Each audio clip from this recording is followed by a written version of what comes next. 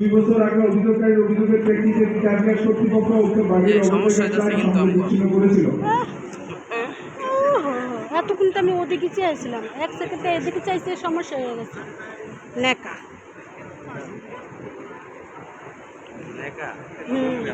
এটি নেকামি করে না।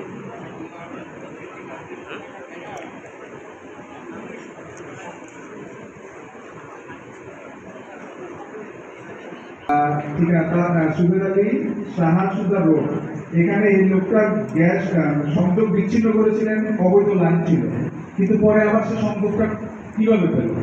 সংযোগ বিক্রি করছে জনাব শফিকুল ইসলাম, তিনি অসুস্থ নিয়ে আসতে পারেন।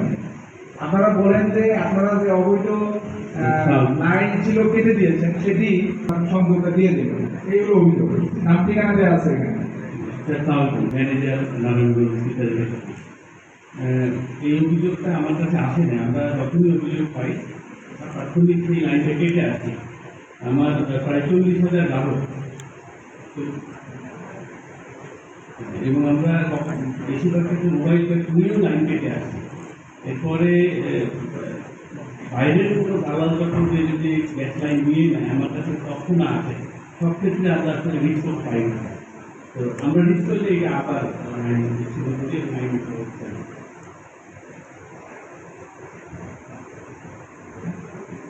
শুনেন, এই অভিযোগটা হয়তো এখানে আসছে, এটা আপনারা জানেন যে আমাদের প্রতিটি হাজার হাজার লাইন বিচ্ছিন্ন করে। তার মানে মানুষ নর্মালি বৈধ গ্যাস পায়, এটা কিন্তু এখানটা অনেক মানুষ কিন্তু এখন যদি আমরা অভিযোগ দিচ্ছি না হয়তো এটা বলবে না, কিন্তু আমি বলছি আপনাকে যে আমাদের এক্সিকিউটিভ ম্যাজিস্ট্রেটরা মোবাইল আপনাদের সাথে গিয়ে আপনারা সহ এই বিচ্ছিন্ন করে হাজার হাজার লাইন। আমি কিন্তু সংগ্রহ করেছি যে কত হাজার লাইন আমরা গত 1 বছরে কেটেছি, কিন্তু দেখা গেছে পরে আমি আবার তদন্ত করে দেখলাম যে কিছু আবার লাইন লেগে গিয়েছে। এখানে এক্সপার্ট না হলে কিন্তু এই লাইনগুলো আগে অসম্ভব। আমার মনে হয় এই বিষয়ে ওভারঅল আপনারা একটু কথা বলতে হবে। আমাদের 13/7/2010 পরে থেকে দেশের ক্রাইসিসের কারণে বন্ধ করা হয়েছে। 2014-15 সালের দিকে পুনরায় আবার সংযোগ চালু করা হয়, তবে শুধুমাত্র যেসব এলাকায় বিতরণ লাইন আছে সেই সব এলাকায় সংযোগ দেওয়া হবে। এবং এরপরে আমাদের 16 সালের মে মাসের দিকে আবার সেটাও বন্ধ হয়ে যায়। সেই বন্ধ হওয়ার প্রেক্ষিতে গ্রাহকদের অনেক আবেদন থাকে, আমরা সমিতিগুলো দিতে পারি না। আর আমাদের থাকে এই সহযোগিতাটা অবৈধ উপায়ে এইসব কানেকশন দিয়ে থাকে। তো আমাদের এখানে যখনই আমরা সুযোগ পাই প্লাস আমরা মোবাইল করতে পারি, প্লাস আমাদের নিজেদের বিশেষ অভিযান আছে, এগুলো করার মাধ্যমে আমরা প্রতিদিনই এই সংযোগগুলো বিচ্ছিন্ন করে থাকি, অবৈধ বিতরণ লাইনও উঠে থাকি।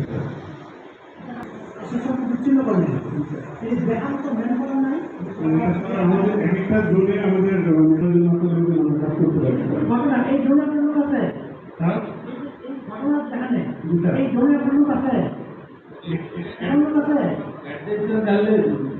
আমার 6 জন লোক থাকতো, আর আমার 28,000 গ্রাহক। হ্যাঁ, 6 জন লোক সমস্যা না, সমস্যা বলতে নিয়ম নীতি মানলে 6 জনকে সম্ভব। 6 জন যদি করতে হয় 6,000 লোকের সমস্যা।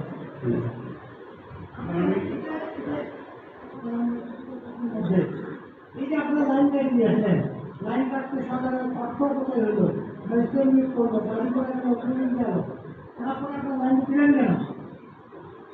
কে দিতে?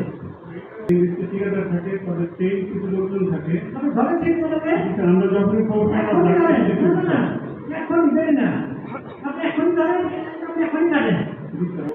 আমি 2 বছর দেখেন আছি, আপনি লাইন থেকে জানাবেন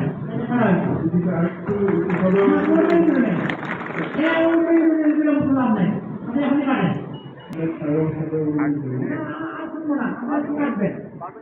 জানাবেন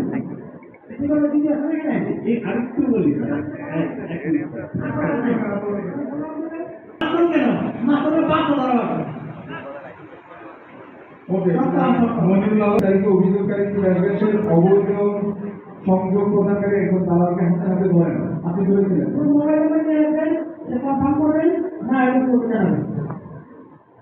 আর ঠিকাদারদের ব্যবস্থাপক হিসেবে উনি অভিযোগকারী যারা মহিনুল আলম, আপনি একজন দালালকে হাতে হাতে জানিয়েছেন তার বিরুদ্ধে ব্যবস্থা নেওয়ার জন্য, এবং ওনার অভিযোগগুলো তারা তার ব্যবস্থা নেয় নাই এবং তারা আমাদেরকে শুরু করে আপনি একটু বলবেন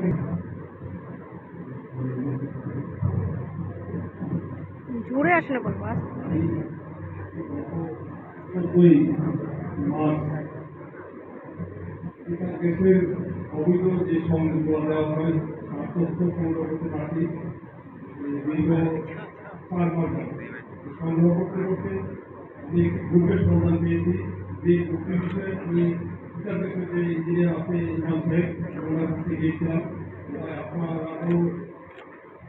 যে বিচার দেশের যে অবৈধ যে সংযোগ দেওয়া হয় তাদের একটি সিন্ডিকেট আছে এই সিন্ডিকেটের সাথে আপনাদের কাছে কথা বলে উনি বললো যে না আমরা এই বিষয়ে কিছু জানি না যদি আপনারা ঘুরে দিকে দেখাইতে পারেন তাহলে ইনশাআল্লাহ আমরা ব্যবস্থা নেব তাহলে আমি সর্বোচ্চ 45 মিনিটের ভিতরে আমি একটি সিন্ডিকেটের গ্রুপ ওনাদেরকে ধরে ওনাকে ফোন দিয়েছি ওনারা যখন ওনাদের ফোনে ফোন না পেয়ে তখন আমি দুদকের যে পরিচালক আছে আমি ওনাকে বলেছি ভাই বিষয়টা এই ঘটনা আপনি কিন্তু সাক্ষী হলেন ঠিক আছে আমি দেখছি কিন্তু তারপরেও তারা কোনো ব্যবস্থা নেয়নি আমি গত 3 দিন আগে এই পিটার গ্যাস নিয়ে কিন্তু একটা নিউজ করেছি আমি এই পর্যন্ত দেখেছি যে তারা কোনো ব্যবস্থা ধরে মাননীয় বুঝতে পারছি আমরা